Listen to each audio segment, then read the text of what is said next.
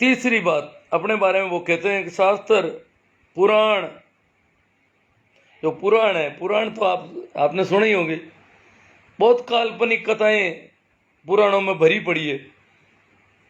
ऐसे कि छोटा बच्चा भी संदेह कर सकता है कि ये कैसे हो गया, परंतु हमारे ऊपर धर्म के नाम पर बहुत कुछ ऐसा थोप दिया जिस पर सवाल खड़ा करते हैं तो कहते हैं कि आस्था पर सवाल, अनर्गल, ये कर दिया वो कर दिया, जबकि बिल्कुल छोटे छोटे बच्चे देखते हैं ये तो बिल्कुल ही सरासर गलत बात है।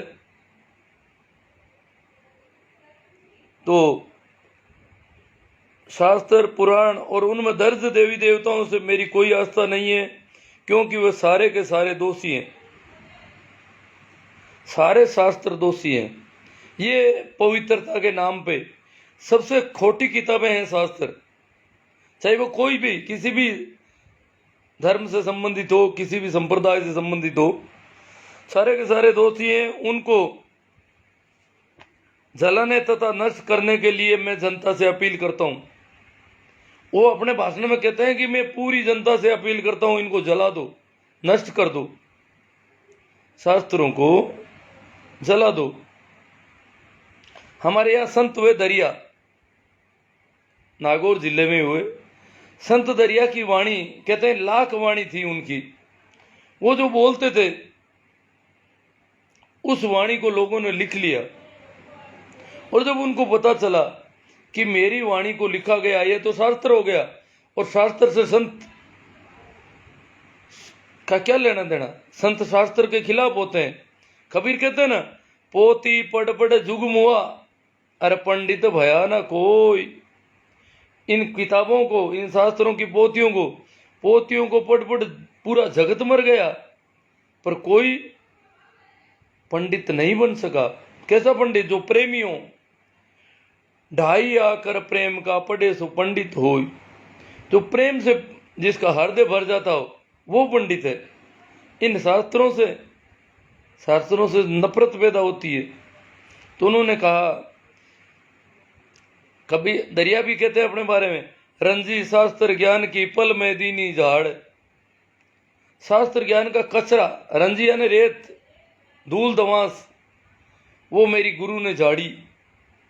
तो दरिया का शास्त्र लिखा गया और दरिया को पता चला, तो उन्होंने कहते हैं रेण में एक तालाब है जहां दरिया की समाधि है, उस तालाब के किनारे उस लाका सागर, उसका नाम लाका सागर इस वजह से है कि दरिया ने लाख वाणी को उसमें डुबो दिया।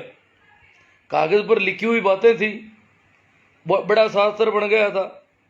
दरिया की अनुभव वाणी थी, जो वो लोग वो बोलते थे वो लोग लिखते गए।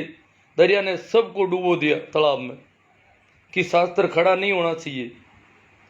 तो यही बात रामास्वामी कहते हैं कि इन सब को जला देना चाहिए, नष्ट कर देना चाहिए। जैसे बाबा साहब अंबेडकर ने मनुस्मृति को जलाया था। बहुत सारे लोगों ने, मैं ओशो सन्यासी, ओशो ने कहा सारे शास्त्र जला देने योग्य है। शास्त्रों से गंदी कोई किताबें नहीं है दुनिया में। तो ऐसी ही बातें बहुत सारे लोगों ने और कही। आगे पेरियार कहते हैं कि बुद्ध ने वैज्ञानिक चिंतन दिया इस देश को, पर बुद्ध के अनुयायियों के साथ हमने क्या किया, बौद्धों के साथ हमने क्या किया। बौद्धों के साथ भारत में जितना दुर्व्यवहार हुआ वैसा कहीं पर भी किसी धार्मिक समुदाय के साथ नहीं हुआ। बौद्ध धर्म का नामो निशान मिटा दिया गया। जो एक खरी खरी बात थी, जो सत्य की सीधी उद्घोषणा थी, नग्न सत्य था, उस सत्य को कोई मिटा नहीं सकता। परंतु जहां से वो सत्य उद्धृत हो रहा था उनकी गर्दनें काटी गई, बौद्धों को काटा गया बुरी तरह से, शाकबाजी की तरह काटा गया, और बौद्ध धर्म का नामो निशान इस देश से मिटा दिया इन लोगों ने। हत्यारे लोग हैं।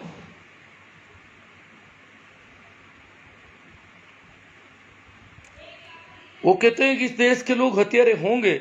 यहाँ के देवताओं को देखो आप, कैसे देवता बना दिए, अजीब देवता। मेरा भी शुरू से ही यही रहा है। जब मैं कोई ईसाई मित्र के घर पे जीसस की तस्वीर टंगी थी, तो उन्होंने कहा बोलो देखते हो? हाँ। मैंने कहा हाँ जीसस है, क्या हमारे भगवान है? मैंने कहा हाँ, लगते भी भगवान की तरह हैं। अब हमारे घरों में तो ऐसे लोगों के फोटो टंगे हुए पड़े हैं, जिनके एक हाथ में तलवार है, एक हाथ में भाला है, एक हाथ में खंजर है, एक हाथ में त्रिशूल है, हाथ ही पता नहीं कितने, और रक्त से सने हुए सिर लिए घूमती है देवियां। देवी माँ किसी को मारने की इजाजत नहीं दे सकती, परंतु माता के नाम से, देवी के नाम से महिलाओं के हाथों में लोगों के नरमुंड लटक रहे हैं, 10-10 हाथ, और सारे ही हाथ अत्याचार की, उत्पीड़न की गाथा गाते हुए।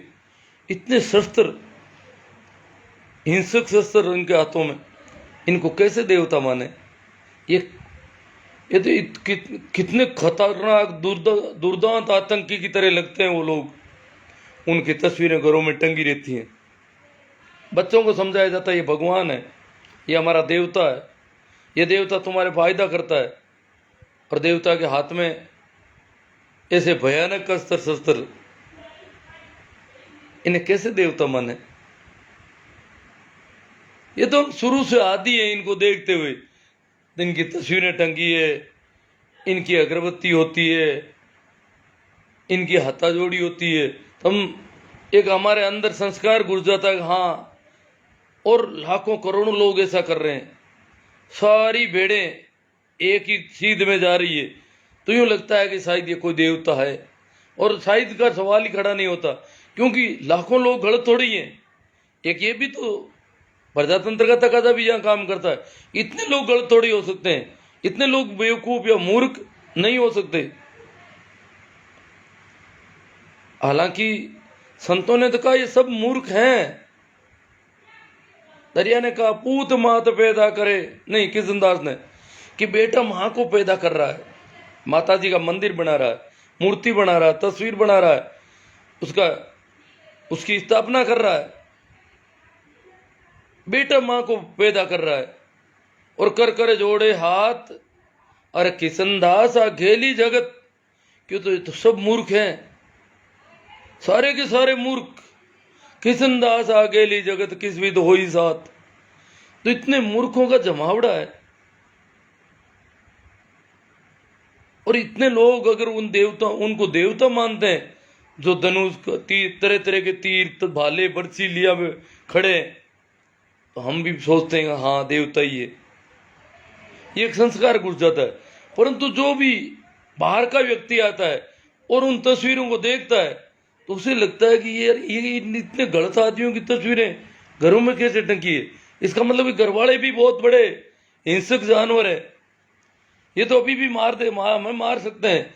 जब इनके घरों में ऐसी तस्वीर टंगी है, जिनके हाथों में तलवारें हैं, भाले हैं, बरछियां हैं, और नरमुंड लटक रहे हैं खून से सने हुए, तो इस घर के व्यक्ति कितने दुर्दांत होंगे। इस घर में रहने वाले लोग अभी हमारी गर्दन काट सकते हैं। ये तो गर्दनों वालों की फोटो लगा रखी है इन्होंने, कटे हुए नरमुंड इनके हाथ में लटक रहे हैं। तो जो तथाकथित देवता है, सबके पास हिंसक शस्त्र, इनको देवता कहते हैं हम। तो रामास्वामी ने कहा कि ये देवता है, तो फिर इनके पास हिंसक अस्त्र शस्त्र क्यों? सवाल खड़े किए उन्होंने।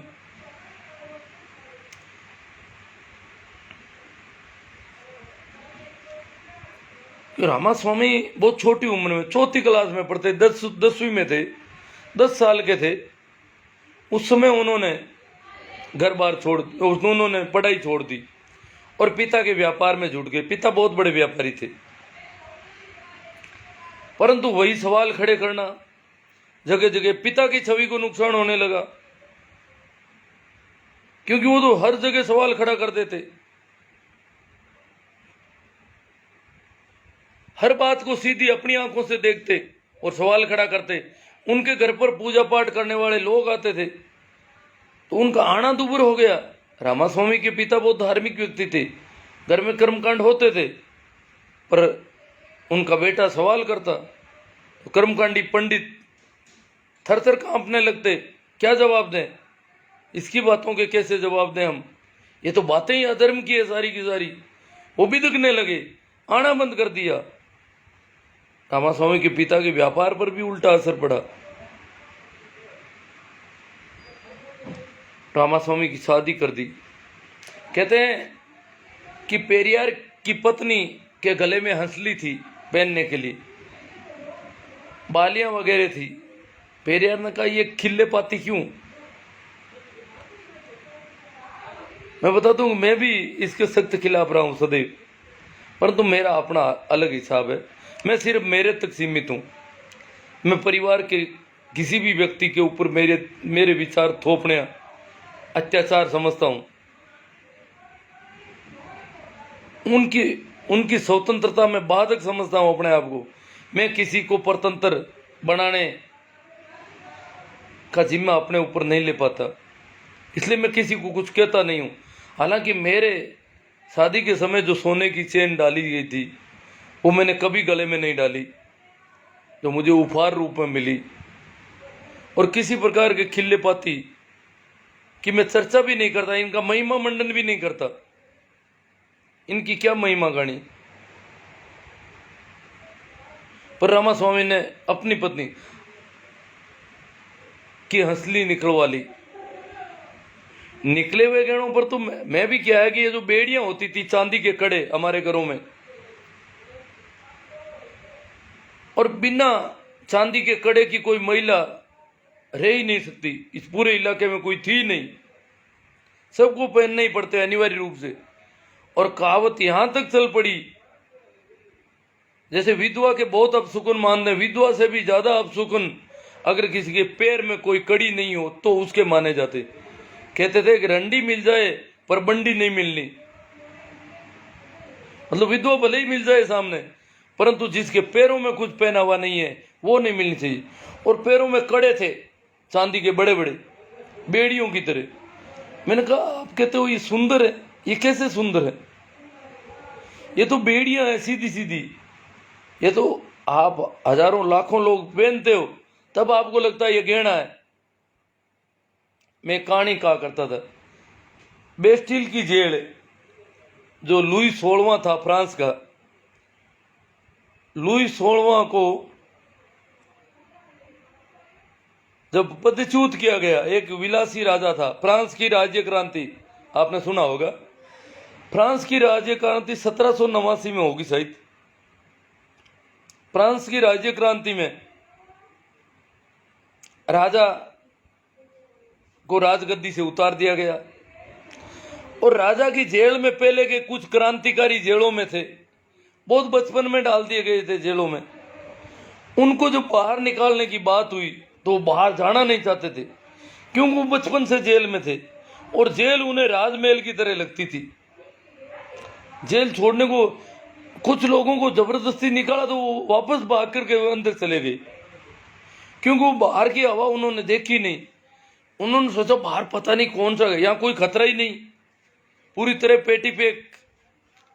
तो उन लोगों के जो हाथों में कड़ियां थी, हथकड़ियां थी, पैरों में बेड़ियां थी, वो उन बेड़ियों के आदी हो गए लंबे समय से और उन बेड़ियों को साफ करते, उन पे फूल पत्तियां उकेरते, उनको रोज चमकाते गहनों की तरह और दूसरों को बताते देख मेरी बेड़ी कितनी मजबूत है।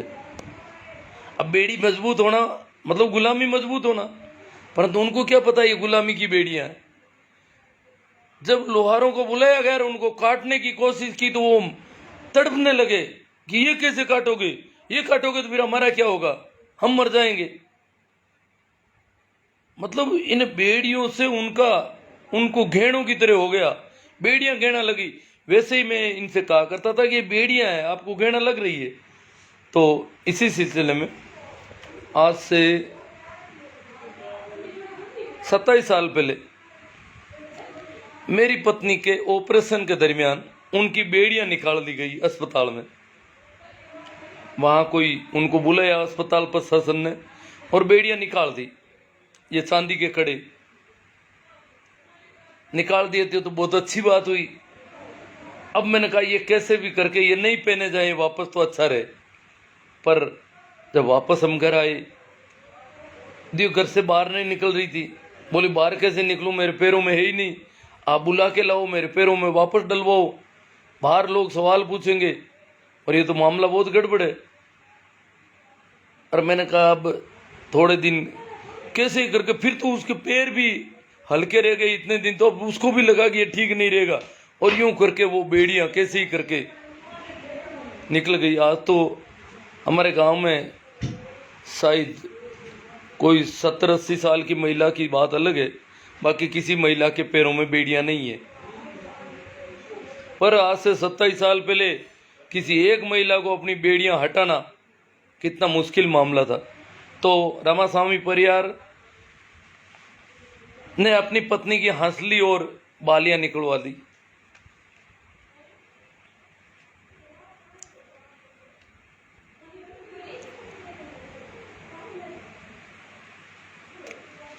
पिता से उनके मतभेद बढ़ने लगे, परिवार के बाकी लोगों से भी मतभेद, बाकी लोग सारे किनारा करने लगे। पिता को समझा दिया, दूसरे लोगों में माँ वगैरह ने कहा ये बैठेगा नहीं, पूरे समाज में हमारी बेइज्जती, व्यापार में नुकसान, और ये सारे देवताओं की उल्टी सीधी बातें, धर्म की सारी उल्टी सीधी बातें, शास्त्रों को जलाने की बातें, ये कैसे चलेगा। तो घरवाले लड़ने झगड़ने लगे बुरी तरह। रामास्वामी घर से छोड़कर निकल गए, सन्यासी बन गए, साधुओं की जमातों में फिरने लगे।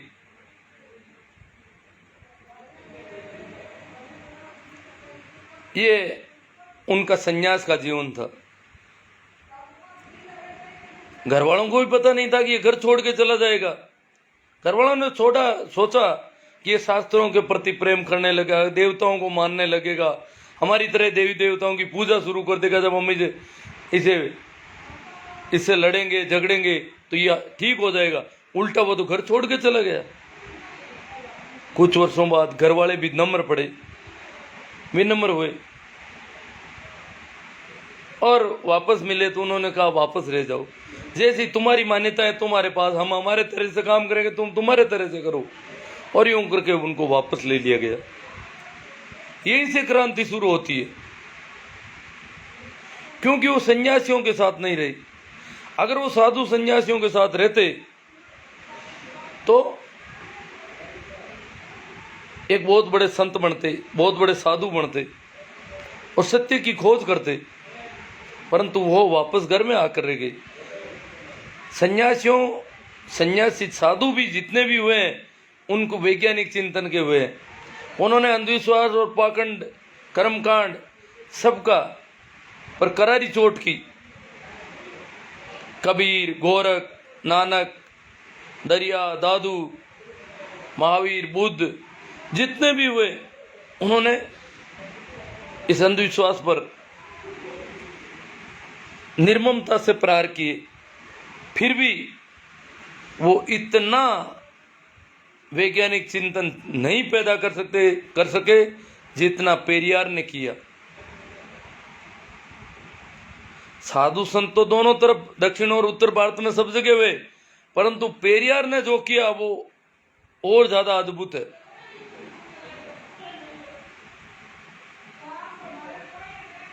हमारे देश में बहुत साधु संत हुए और उन सब ने शास्त्रों की, देवी देवताओं की, मूर्तियों की, पूजा पाठ की, कर्म कांड की का खंडन किया, उस पर चोट की, करारी चोट की, और उनके साथ लोग हुए लाखों।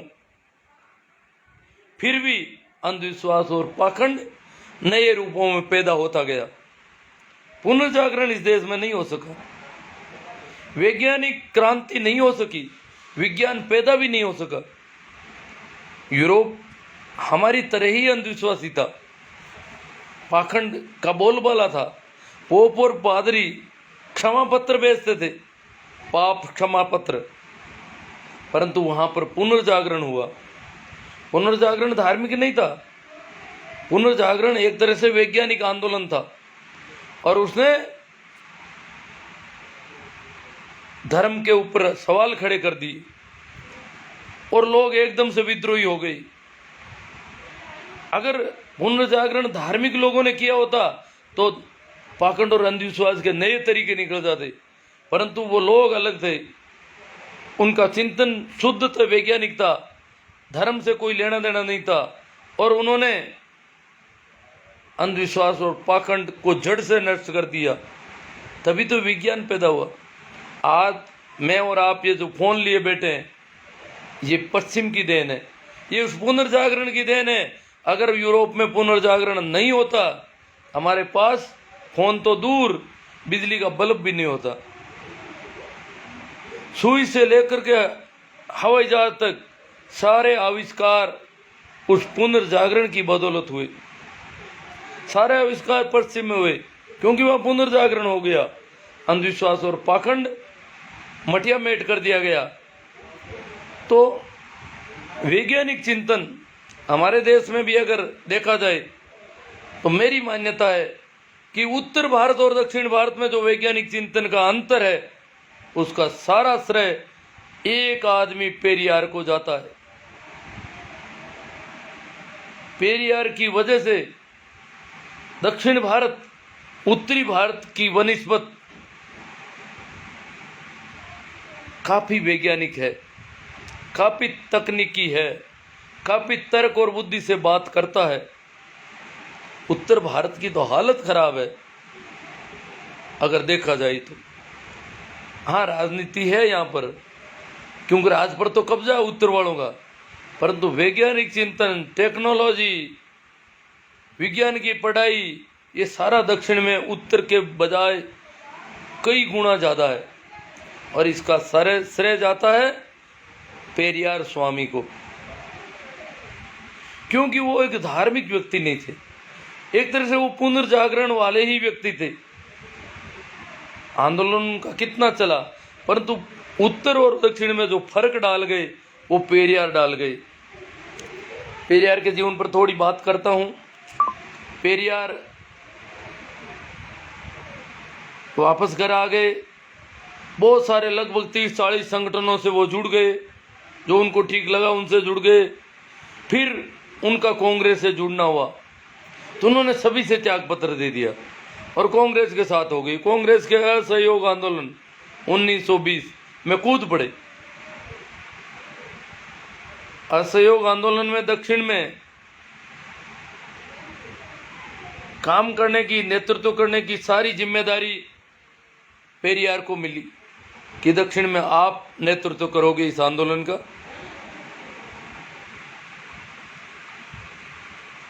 कांग्रेस ने नशाबंदी आंदोलन चलाया। ये घटना है कि जब नशाबंदी आंदोलन चलाया उस समय इनके बगीचे में ताड़ के 1000 वृक्ष थे। कांग्रेस शराबबंदी के पक्ष में थी, पेरियार भी शराबबंदी के पक्ष में थे कि शराब बंद होना चाहिए, परंतु शराब जिस ताड़ी से बनते हैं, जिस ताड़ के वृक्ष से बनते हैं, वो ताड़ की इनके खेती थी, बगीचा था। 1000 पेड़ इन्होंने हाथों हाथ कटवा दिए सारे। शराब के मैं पक्ष में नहीं हूं, और शराब जिन पेड़ों से बनती है वो पेड़ मेरे बगीचे में, ये बात मुझे पसंद नहीं। और उन्होंने सारे पेड़, बहुत बड़ा बगीचा था, कटवा दिए ताड़ के सारे वृक्ष। 1000 के लगभग वृक्ष ताड़ के थे, सारे के सारे उन्होंने कटवा दिए। 1925 में उन्होंने कांग्रेस भी छोड़ दी। 1926 में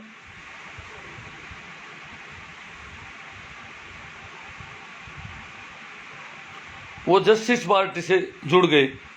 जस्टिस पार्टी ये एक पहली अब्राह्मण पार्टी थी। ब्राह्मणों को इसमें नहीं रखा गया क्योंकि ब्राह्मणों का चरित्र ठीक नहीं था। ब्राह्मणों की सोच पक्षपातपूर्ण ज़्यादा थी। ये सारे शास्त्र ब्राह्मणों के पक्ष में रचे गए, ब्राह्मणों द्वारा रचे गए। स्त्रियों के खिलाफ तो है ही, अन्य जाति के लोगों के खिलाफ है, पुरुषों के भी खिलाफ है, दूसरी जातियों के। तो ये पहली पार्टी थी जिसमें ब्राह्मण नहीं होता था कोई। 1931 में वो विश्व भ्रमण को निकले, पूरी दुनिया का भ्रमण किया उन्होंने, सारी चीज़ों को देखा, बाहर की हवा लगी। वैसे तो वो पहले ही बाहर की तरह ही थे, परंतु जब बाहर सारी चीज़ों का इन्होंने अध्ययन किया, तकनीक का, विज्ञान का, उसके बाद जस्टिस पार्टी में उन्होंने और तेज़ी से काम किया और 1936 में वो जस्टिस पार्टी के अध्यक्ष बने। इस प्रकार उनका एक ये आंदोलन था, मूवमेंट था। वो अक्सर कहा करते थे, पेरियार अक्सर कहते थे, क्या कहते थे, वे कहते थे कि मैं किसी का दुश्मन नहीं हूं, मैं किसी का विरोधी नहीं हूं, परंतु अगर कोई बड़ा देश छोटे देश को दबाता है तो मैं छोटे देश के साथ हूं। मैं फिर बड़े देश के साथ नहीं, बड़ा देश चाहे कुछ भी होगा, अगर वो छोटे देश को दबाता है तो मैं उस छोटे देश के साथ हूं। दूसरी बात उन्होंने की, अगर वो छोटा देश, अगर उस छोटे देश के बहुसंख्यक लोग, बहुसंख्यक संप्रदाय के लोग, वर्ग के लोग, धर्म के लोग अगर अल्पसंख्यकों को सताते हैं तो मैं उस देश के, उस छोटे देश के अल्पसंख्यकों के साथ रहूंगा, फिर उस छोटे देश के साथ भी नहीं रहूंगा, फिर केवल उन अल्पसंख्यकों के साथ रहूंगा। तीसरी बात वो कहते हैं, अगर वो उस देश के अल्पसंख्यक भी अन्य किसी जाति को, अल्पसंख्यकों की कोई जातियां अन्य किसी जाति को सताती है, दबाती है, परेशान करती है, तो मैं उस छोटी जाति के साथ रहूंगा। अगर उस जाति का कोई मालिक, उस जाति का कोई व्यक्ति जो अपने नौकर को उत्पीड़ित करता है, परेशान करता है, दबाता है, तो मैं उस छोटी जाति के उस मालिक के साथ नहीं, उस नौकर के साथ रहूंगा। और आगे वो कहते हैं, अगर वो नौकर अपने घर जाकर अपनी पत्नी को पीटता है, सताता है, प्रताड़ित करता है, तो मैं फिर उस नौकर के साथ भी नहीं रहूंगा, फिर मैं उसकी पत्नी के साथ रहूंगा। उन्होंने कहा कि मेरे मुख्य दुश्मन है अत्याचार और उत्पीड़न, और मेरा कोई दुश्मन नहीं है। जो अत्याचार हो रहा है या उत्पीड़न हो रहा है वो मुझे पसंद नहीं है, मैं उसके खिलाफ हूं, इसलिए मैं दुश्मन हूं, अन्यथा तो मैं किसी का दुश्मन हूं ही नहीं। तो आज उनकी जयंती है, हम उनको याद कर रहे हैं, आप भी मेरे साथ हैं। भाई मैं आपसे एक बार संबोधित कर देता हूँ, कोई बात आई हो तो। भाई मोहम्मद रफीक जी, कैलाश जी, सोहू, नानू राम जी, गोदारा, प्रेम सुख जी, राम निवास जी, भाकर, हाँ प्रणाम, सभी को प्रणाम, नमस्कार, राम राम। जैसा राम जी जानी, राकेश जी खोकर, शोभा राम जी खुड़कुड़िया, राधे श्याम जी गोदारा, राधे श्याम जी कहते हैं अति सुंदर। राधे श्याम जी हमारे शिक्षा अधिकारी है, अतिरिक्त जिला शिक्षा अधिकारी राधे श्याम जी गोदारा, उनको अच्छा लगा। बलवीर जी खोजा, बलवीर जी खोजा, याद कर रहा हूँ, जाना पहचाना नाम लग रहा है, प्रेम सुख को बधाई दे रहे हैं। बलवीर जी खोजा, भूल कैसे गया, जाना पहचाना नाम तो है, पर देखो साहिब सरकार, पेरियार साहब को कोटि कोटि नमन। तेजाराम जी थाकण, गिरधारी लाल कुमार गोगड़ाव, प्रजापत है सहित, इसका मतलब गिरधारी जी गोगड़ाव के। इंजीनियर सुनील डुकिया, पूसाराम जी गोयल, शरण जी मामणिया, प्रेम जी द्यावड़ी, रेण में संत आज भी भागवत कथा करते हैं। प्रेम जी, देखो संतों ने, ये संत नहीं है जो संतों के स्थान पर दुकान चलाने वाले संत नहीं है, इन्होंने अपना नाम दिला रखा है, वो कहने को कहते हैं हम संत हैं।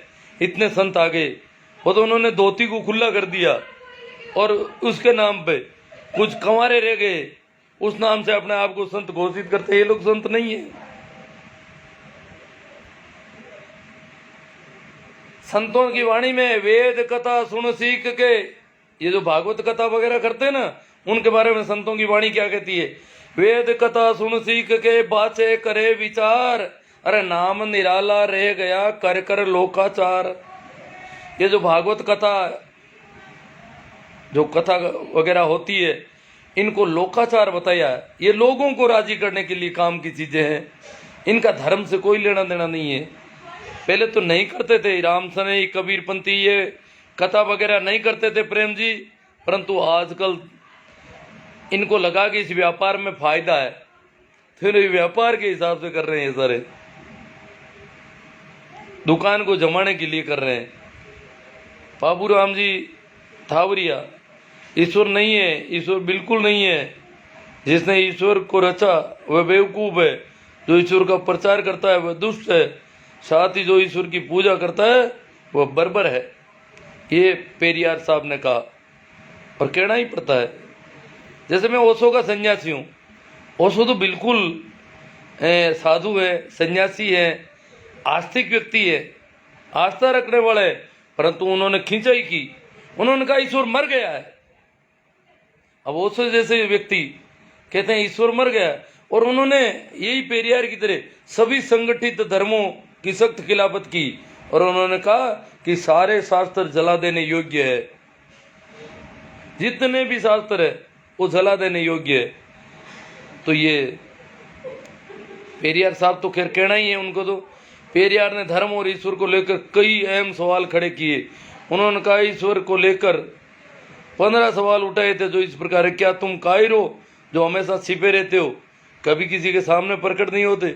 ईश्वर को कहा कि तुम कहां पर हो भैया, आके दिखाओ, मेरे से बात तो करो, यूं क्या मुंह छिपाए फिर रहे हो? क्या तुम्हें खुशामद पसंद है जो लोगों से दिन रात पूजा अर्चना करवाते हो? क्या तुम सदैव भूखे रहते हो जो लोगों से मिठाई दूध घी आदि लेते रहते हो? क्या तुम मांसाहारी हो जो लोगों से निर्बल पशुओं की बलि चढ़ाते हो? क्या तुम सोने के व्यापारी हो जो मंदिरों में लाखों टन सोना बनाए दबाए हुए बैठे हो? क्या तुम व्याभिचारी हो जो मंदिरों में देवदासियां रखते हो? ये मंदिरों का यही धंधा था। ये वेश्यावृत्ति भारत में मंदिरों से पैदा हुई। क्या तुम कमजोर हो जो रोजाना होने वाले बलात्कारों को नहीं रोक पाते? क्या तुम मूर्ख हो जो दुनिया के देशों में गरीबी भूखमरी होते हुए भी अरबों रुपयों का अन्न दूध घी तेल बिना खाए पिए नदी नालों में बहा देते हो? क्या तुम बेरे हो जो बेवजह मरते आदमी, बलात्कार होती मासूमों की आवाज नहीं सुन पाते? वो चीखती चिल्लाती रहती है और तुम चाहते ही नहीं हो। क्या तुम बहरे हो? क्या तुम अंधे हो जो रोज अपराध होते हुए भी नहीं देख पाते? क्या तुम आतंकवादियों से मिले हुए हो जो रोज लाखों लोगों को धर्म के नाम पर मरवा देते हैं? क्या तुम आतंकवादी हो जो चाहते हो कि लोग तुमसे डर कर रहे हैं? क्या तुम गूंगे हो जो एक शब्द नहीं बोल पाते लेकिन करोड़ों लोग तुमको लाखों सवाल पूछते हैं? क्या तुम भ्रष्टाचारी हो जो गरीबों को कभी कुछ नहीं देते, जबकि गरीब पशुवत काम करते हुए कमाए गए धन की पाई पाई तुम्हारे ऊपर न्योछावर कर देता है? क्या तुम मूर्ख हो जो हम जैसे नास्तिकों को पैदा किया, जो तुम्हें खरी खोटी सुनाते रहते हैं और तुम्हारे अस्तित्व को नकारते हैं? कितने खरे खरे सवाल हैं, मैं तो ये सवाल भूल ही गया लेना।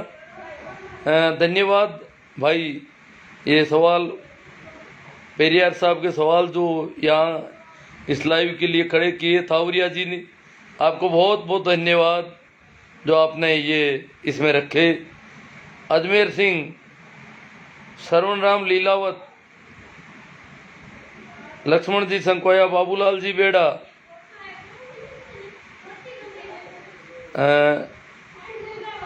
महेंद्र कुमार जी बाजोली, महेंद्र सिंह जी, नरेंद्र कुमार जी गांधी, पप्पूलाल जी पंवार, ये शायद भाउंडा वाले होंगे, मनोज जी परियार ओडिंट। हाँ धन्यवाद, आपको भी धन्यवाद कि आप इसका प्रसारण बढ़ा रहे हो। अमरा राम जी गुजर, बाबूलाल जी बेड़ा, नारायण राम जी, इनको भी सुंदर लगा। अंकित कुमार जी बोध, महामानव की जयंती पर नमन। रामपाल जी धोड़िया, गोपाराम जी पन्नू, शानदार पेरियार नमन। आने वाली पीढ़ियाँ वैज्ञानिक सोच के साथ रहे और हमारी भूमिका वैचारिक होनी चाहिए विचारों को आगे बढ़ाने की। जगराम सिंह जी, बजरंग लाल जी सीला, धीरेन्द्र जी मूंदलिया, पीके ह्यूमन, रामलाल जी धोलिया, लेकिन चेले इन महापुरुषों की झूठी जीवनी लिखकर सत्यानाश कर देते हैं। हाँ, चेलों का तो ये धंधा है। हाँ, पीके ह्यूमन कह रहे हैं आज लेट हो गया, हाँ लेट हो गया। बजरंग लाल जी कह रहे हैं कि गाय मर रही है, भगवान विष्णु बचाने नहीं आ रहे हैं। तेजाराम जी हुड्डा, अब माँ मर रही है, भगवान को शर्म नहीं आती है। हाँ, सभी को नमस्कार, प्रणाम, राम राम। ठीक है, पर्याप्त है, जितना हुआ